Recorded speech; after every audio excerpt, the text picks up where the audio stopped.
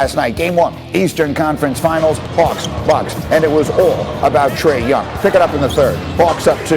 You want to see swag? Take a look at one of the 11 assists he had on the night. Oh, he throws the alley-oop off the backboard.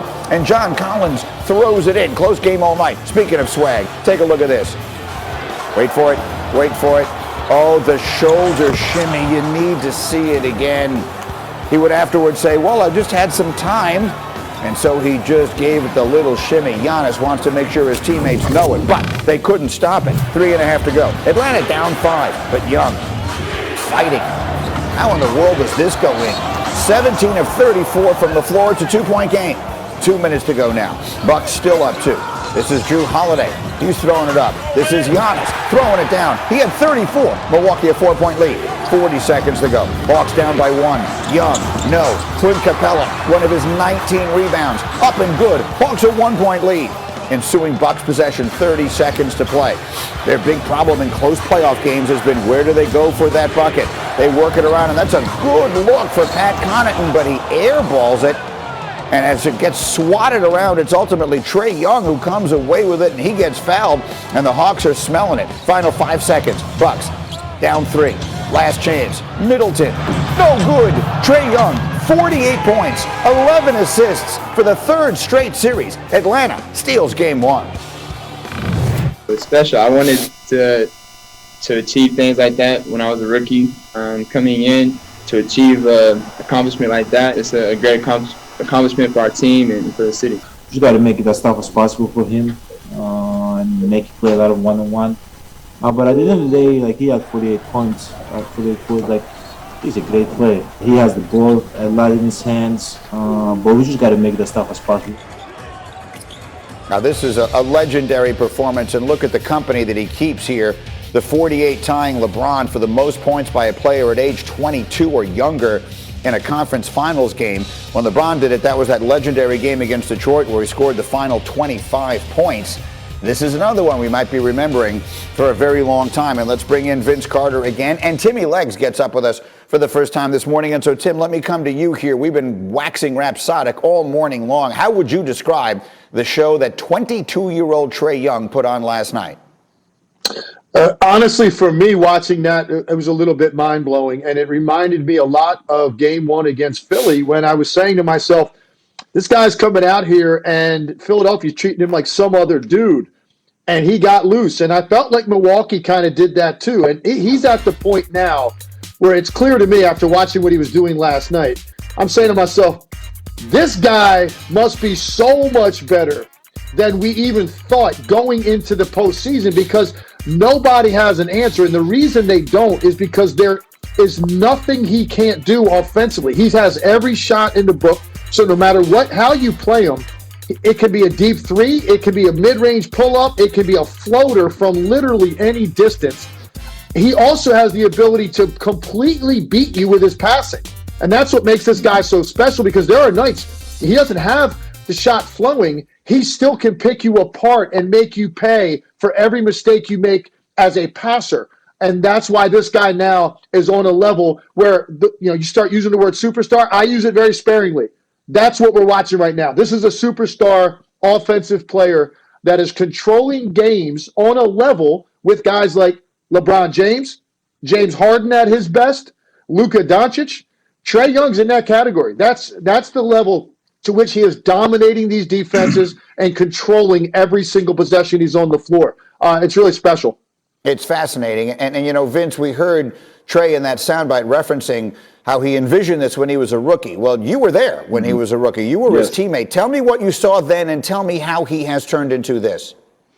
This is what Trae wanted. He wanted this spotlight. He wanted this stage and put up those type of numbers, but didn't know how to do it and still win. Now he understands what needs to happen and how to go about it. Right there, I'm probably telling him, hey, every now and then, look for your boy, and I'm always open. And there it is. The result, I make a 3. But no, it's just like he understands the game. He wants to learn and get better. But I tell you, the organization has done a great job of putting what he needs around him. Shooting, lob threats, and bigs that set great screens to allow him to get into the paint to make those type of plays right there. So they understand what they have on their team in Trae Young, and they're utilizing every ability that he has. You know, Tim Legler, I think a lot of people overlooked, including myself, overlooked Atlanta to a degree because they really had 2 seasons. This was a mediocre team for the first half of this season. And then when they hired Nate McMillan, they made the coaching change. From that point forward, they had the same record as the Sixers, who were the 1 seed. They had a better record than the Bucks. And so to the point that Vince is making about how well constructed this team is around Trae Young, are we looking at a team, Tim, that could win the championship this year? Man, well, I tell you what, I thought the Bucks were a prohibitive favorite going into this series because they've got, especially the way Drew Holiday's playing, as aggressively as Drew Holiday's playing. So for me, I look at that team with 3 different guys that can really attack you and beat you offensively, and it's really about Trae for Atlanta.